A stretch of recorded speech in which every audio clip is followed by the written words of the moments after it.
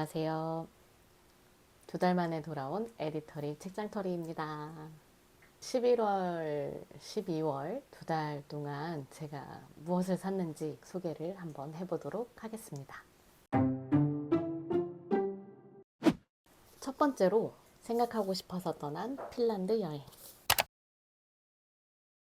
마스다미리 작가님의 책이고, 제가 이 책은 일산에 있는 라비브 북스라는 곳에서 구매를 했습니다. 동네 서점에 가다 보면은 종종 이전에 나왔던 책, 그러니까 신간이 아닌 책인데 주인분의 어떤 취향에 따라서 큐레이션 해놓은 부분이 있는데요.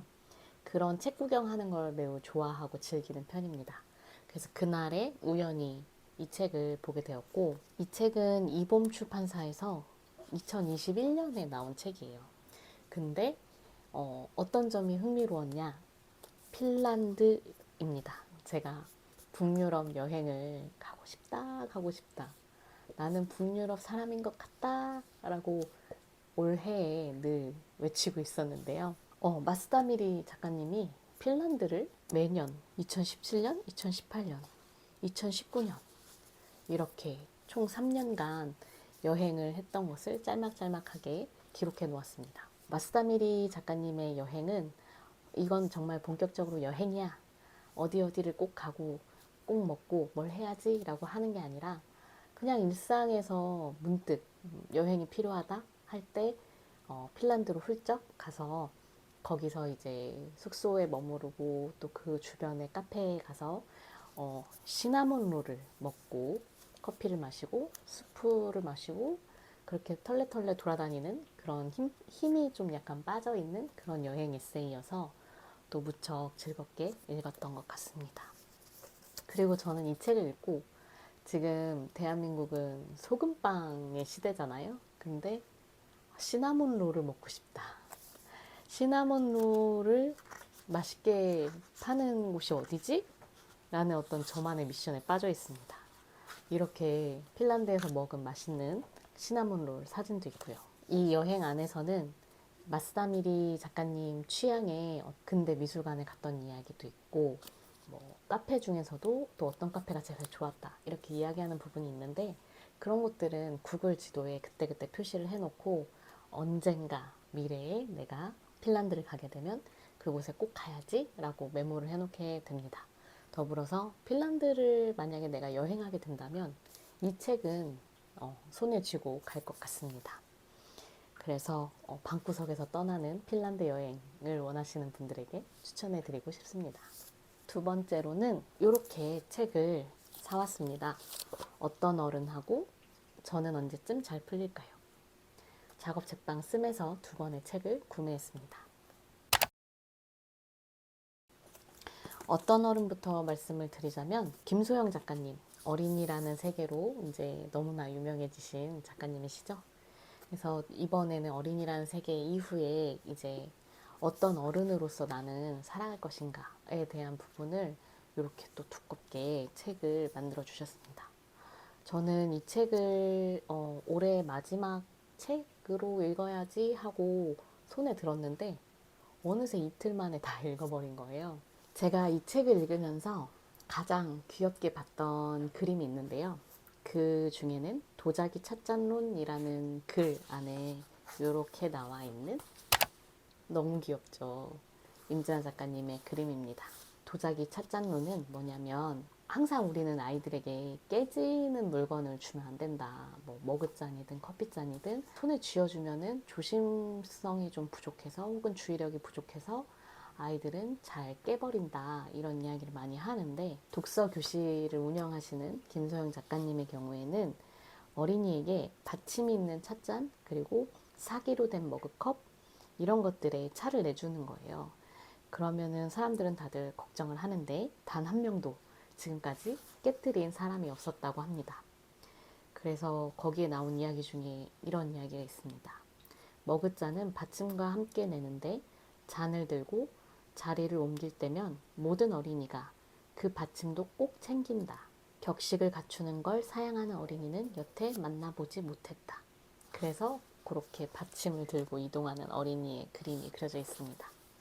그러니까 우리가 흔히 생각하는 어린이에 대한 어떤 편견, 흔히 그냥 이럴 거야 라고 막연히 짐작하는 부분에 대해서 어린이 독서 교실을 운영하는 작가님이 잘 관찰하고, 그리고 어린이는 사실 그렇지 않던데, 그리고 하나하나의 고유한 어떤 존재들로서 각자의 자리에서 매우 열심히인 존재야 라고 이야기를 해주는 따스한 책이고, 이 책을 읽다 보면 정말 나도 진짜 어떤 어른이 되어야 할까라는 질문을 끝까지 가지면서 이 책을 읽게 됩니다. 김소영 작가님의 두 번째 에세이도 추천을 해드리고 싶은 그런 책이었습니다.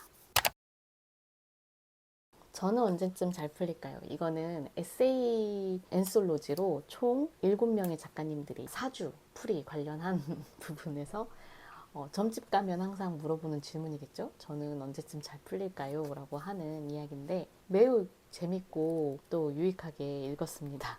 결국은 그 점집에서 저희가 듣고 싶은 말이 언제쯤은 그래도 힘든 게 끝날 거다. 지금 힘듦이 뭐 나중에 나에게 보상으로 틀림없이 올 거다. 크게 좋은 일도 좋지 않은 일도 없지만 그냥 인생이 쭉 그냥 지금처럼 무난하게 흘러갈 거다 하는 식의 어떤 위로 같은 것을 이제 받게 되는 것 같아요. 이런 사주풀이와 관련한 부분에 대해서 각자의 경험담을 재밌게 풀어주시는 그런 이야기였고, 광민지 작가님의 글 중에서 일부분을 읽어보겠습니다. 하지만 결국 내가 믿기로 한 말을 들여다보다 알게 된 것은 나는 계속 버티고 싶어 한다는 것이다.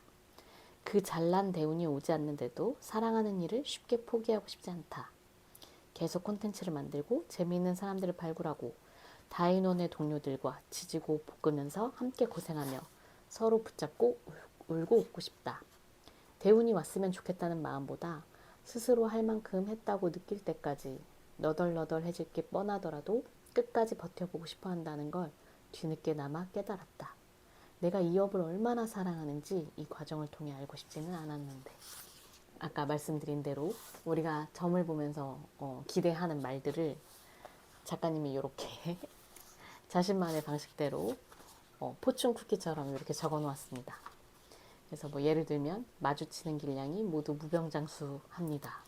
혹은 올해 안에 잘생긴 사람 만나서 행복하고 안전한 연애를 합니다.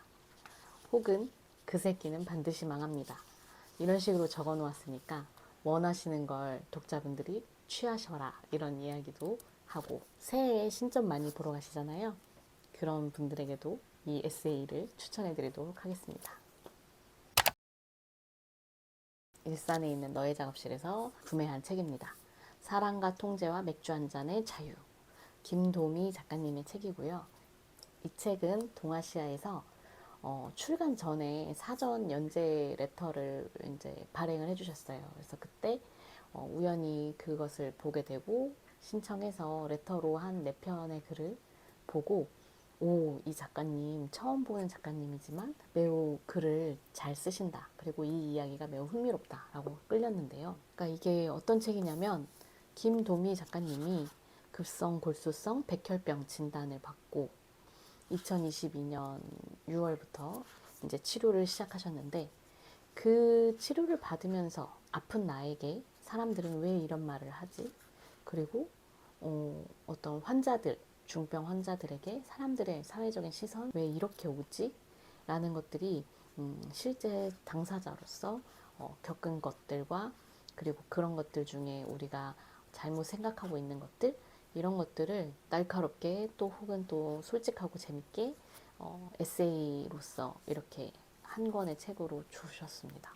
이것 보세요. 이렇게 읽으면서 많은 플래그를 붙였고, 결국은 자신의 고통을 자신이 이야기하면서 죽음 앞에서 드는 모든 생각들, 이런 것들도 뭐 당연히 뭐 세상에 뭐 깨달음을 크게 얻고 뭐 내가 다시 뭐 다른 사람으로 바뀌었고 이런 일들이 좀 흔하잖아요. 근데 그런 질병 서사 말고 그냥 나는 존엄하게 아프겠다, 내 쪼대로 아프겠다라는 그런 이야기를 명확히 하고 있는 씩씩한 이야기였고요. 다른 사람들의 어떤 말들이 나에게 아프거나 좀 짜증이 나게 하는 그런 말들이 있잖아요.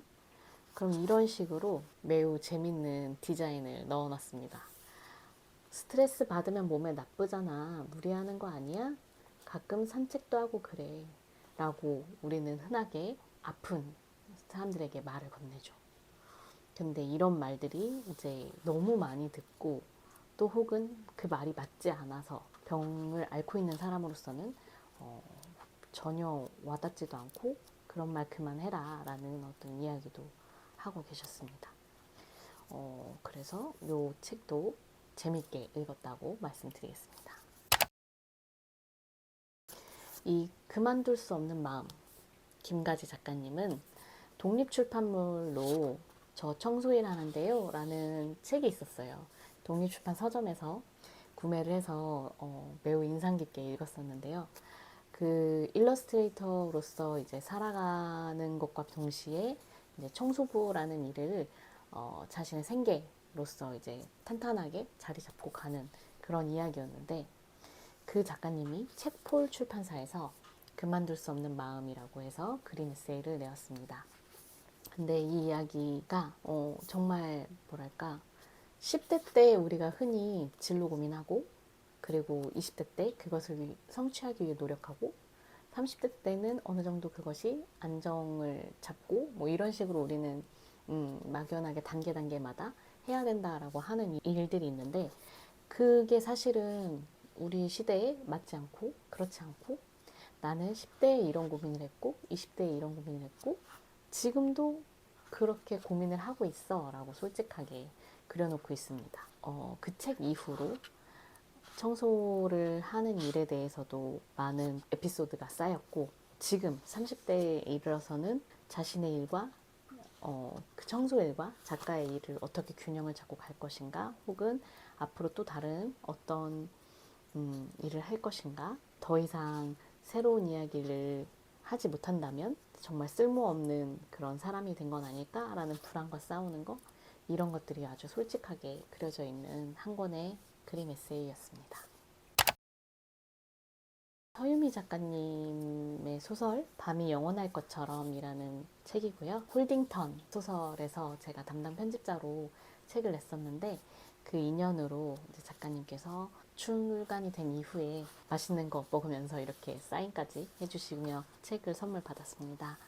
아직 다 읽어보지 않았는데 두 번째로 실려있는 밤의 벤치라는 소설을 작년에 나온 귀하의 노고에 감사드립니다 라는 소설 앤솔로지가 있어요. 그 소설 안에서 밤의 벤치라는 소설을 읽고 나 서유미 작가님 소설 좋아했지? 라고 생각을 다시 한번 했었는데, 밤의 벤치가 이 소설집에도 실렸습니다. 왜 밤의 벤치가 좋았지? 다시 읽어봤어요. 그랬더니 작가님이 항상 해주시는 밥벌이를 하는, 노동을 하는 그 일에 대한 어떤 부분이 저에게는 매우 공감이 되고, 맞아, 내가 이런 걸 느꼈던 것 같아. 진짜 실제로 살면서 이런 이야기를 마음속에서 되뇌었던 것 같아 라고 하는 부분을 정말 문장을 통해서 정확하게 보여주시거든요. 밤의 벤치는 은솔이라는 아이가 자신의 아이인데, 그 아이를 가르치기 위해 15분만 방문하는 한글 선생님을 바라보는 경진의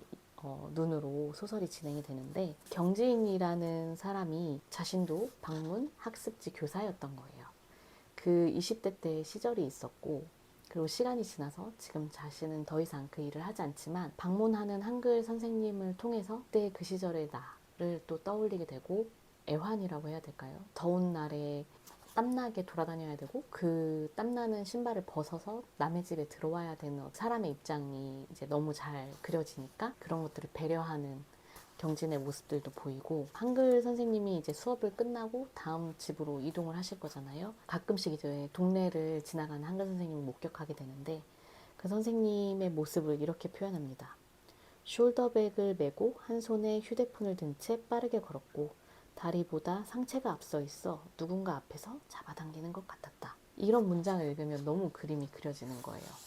어떤 쫓기듯이 걷는 그런 사람의 모습이 상체가 항상 누군가 잡아당기듯이 앞으로 먼저 가 있는 그런 모습, 그리고 더불어서 학습지 교사 일을 했던 경진에게는 여전히 일주일에 한 번씩 그렇게 학생들의 집에 갔다 나오면서 자신은 항상 어떤 곳에 속하지 못하겠다라는 어떤 그런 느낌에 시달렸는데 그게 일시적인 그때의 감정일 뿐일 텐데도 그만둔 지 15년 지난 지금도 놀이터에서 자신의 아이 은솔이가 노는 것을 지켜보고 있을 때 다른 엄마들의 어떤 곁에 같이 다가가서 뭔가 이야기를 나누거나 그러지 못하고 조금은 멀뚱하게 떨어져서 좀 쓸쓸한 감정을 느끼거든요.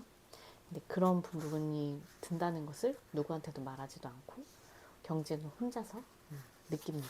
그리고 그 학습지 일을 할 당시에 늘 어딘가에서 어딘가로 이동하면서 끼니를 때워야 했는데 편의점에서 그냥 혼자 앉아가지고 밥을 막 먹어야 됐거나 혹은 분식집에서 혼자 앉아서 김밥 한 줄을 먹거나 이런 식으로 이제 떠돌았던 시기가 있었는데 그런 시기를 지나고 나니까 경지는 이렇게 이야기합니다. 혼자 분식집이나 야외 벤치에 앉아 끼니를 때우는 사람들이 있으면 쳐다보지 않으려 애썼다. 이렇게 한 시기에 우리가 어떤 정체성을 가지고 그 일을 하는 게 나에게 어떤 흔적을 남기나 혹은 나라는 사람을 어떤 부분을 만들어 놓았나 그런 부분에 대해서 작가님은 굉장히 물끄러미 그 부분에 대해서 좀 잘 관찰하고 또 그 마음에 대해서 한 편의 소설에 이렇게 생생하게 그려놓는 것이 참 좋았다라고 생각을 했고 밤의 벤치는 경진이 이제 밤에 하루를 마치고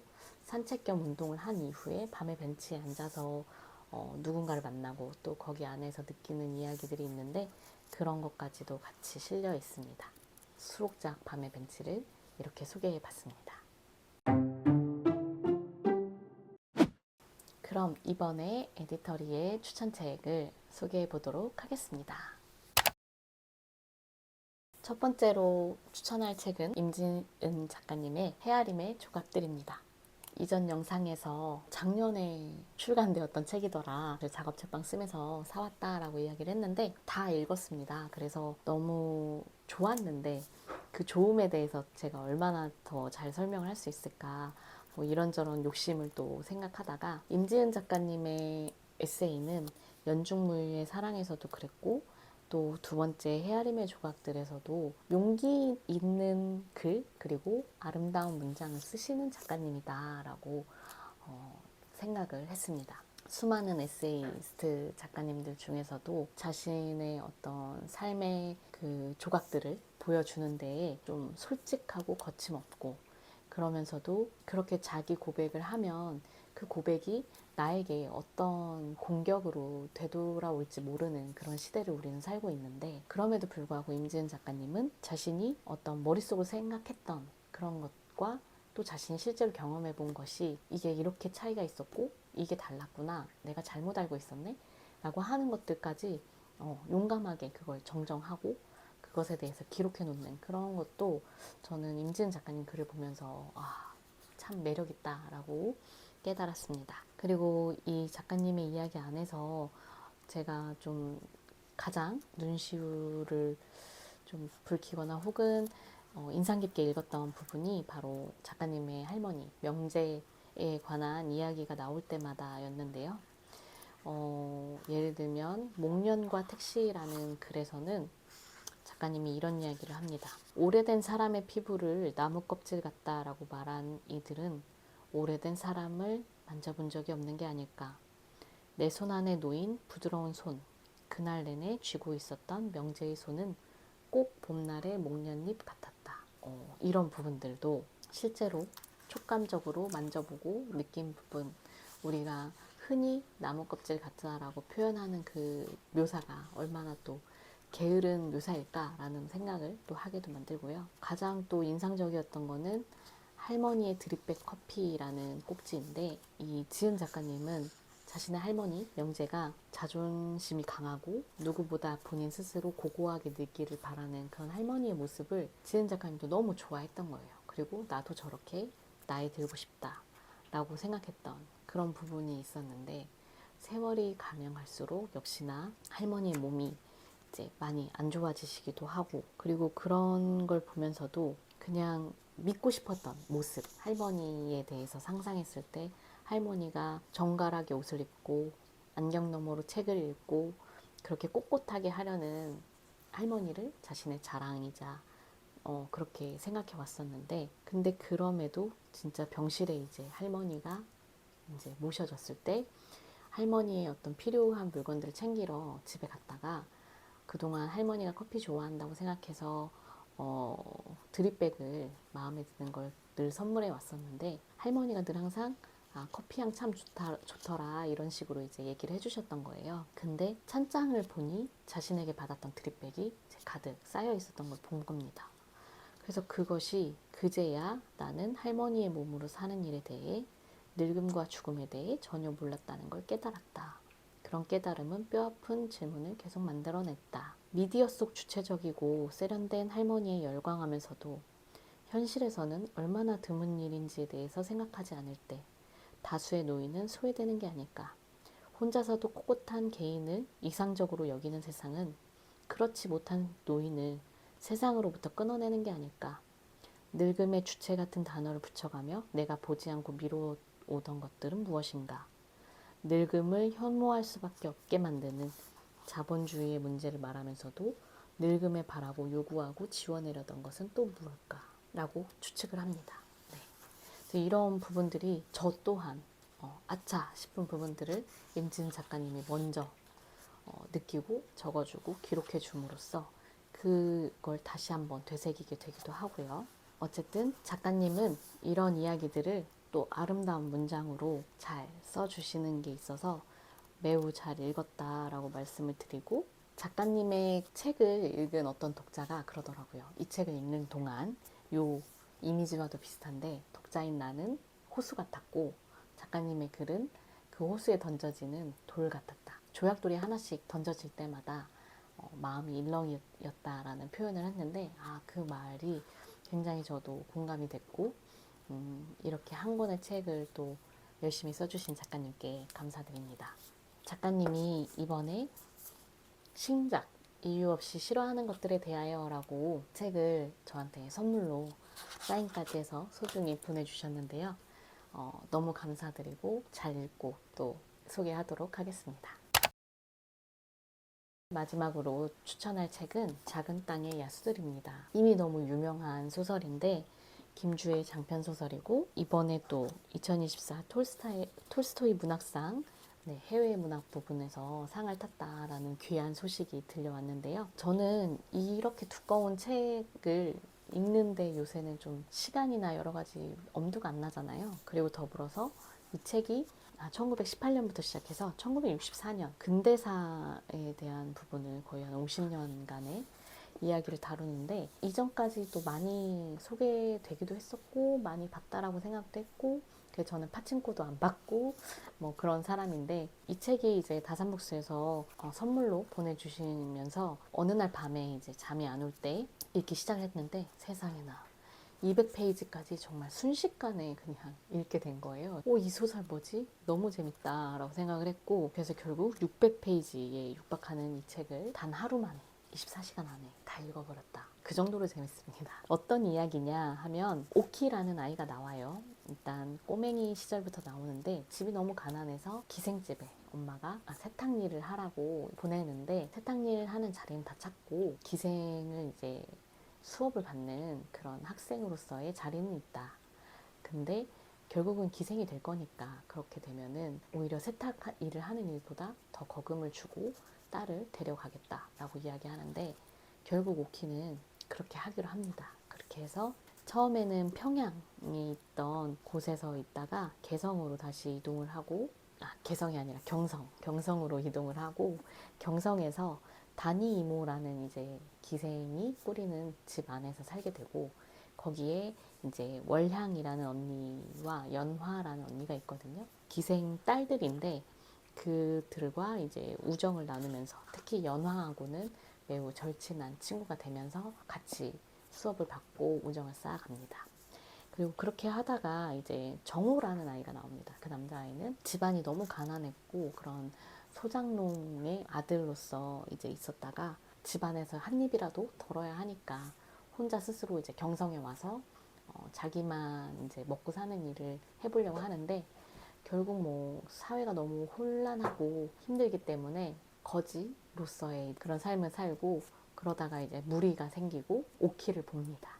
그리고 사랑에 한눈에 빠지고 오키에게 당당한 남자가 되기 위해서 이제 좀 어떤 우여곡절들을 겪고, 그리고 정우는 명보라는 이제 독립운동을 하는 훌륭한 선생님을 만나기도 하고, 이렇게 하면서 성장하는 이야기가 또 되고요. 그래서 이 이야기를 1987년에 태어난 9살 때 미국으로 이주한 김주혜 작가님이 50년의 그 한국의 역사를 영어로 소설을 멋지게 써주셔서 그게 이제 더 멀리 알려지게 된 것 같고요. 이 앞에 저는 인상적이었던 게 한국 독자들에게 라고 해서 작가님이 이 소설에 집필하게 된 계기에 대해서 쓰게 되는데, 거기에 이렇게 쓰셨더라고요. 2015년에 자신이 다니던 출판사를 그만두고 소설을 쓰기 시작했고, 그리고 1년간 단편 소설을 열심히 썼는데 그 출판 에이전트가 단편은 돈이 되지 않으니 지금부터 장편 소설 써라 라고 얘기를 했고, 마음을 가다듬다가 산책길에 호랑이와 사냥꾼의 어떤 이미지가 떠올랐고, 그리고 그걸 가지고 수년간 쓰고 편집하는 과정들을 겪으면서 이렇게 책이 되었다고 합니다. 겨울에 저희가 또 집에서 머무는 시간이 길잖아요. 그럴 때 정말 어떤 드라마보다도 영화보다도 흡입력 있는 이런 두꺼운 소설책 한 권 읽으시는 것도 또 좋지 않을까 해서 작은 땅의 야수들을 추천해드리고, 이 작가님의 미덕은 캐릭터들의 어떤 서름한 환경에 갇혀서 엄청 괴롭고 고통스러워하는 그런 캐릭터들의 마음도 물론 있긴 하지만, 그거를 어느 정도 적정한 거리감을 두고 쓰셔서 되게 탁월한 사건 전개와 그런 것들이 있었고, 그래서 좀 거리감을 좀 두면서 캐릭터들의 흥망성쇠를 다 보는 그런 재밌는 엔터테이닝 소설로 그렇게 읽었던 것 같습니다. 지금까지 작은 땅의 야수들이었습니다. 새해에도 에디터리 책장터리는 계속되겠습니다. 지금까지 에디터리 책장터리였습니다. 감사합니다.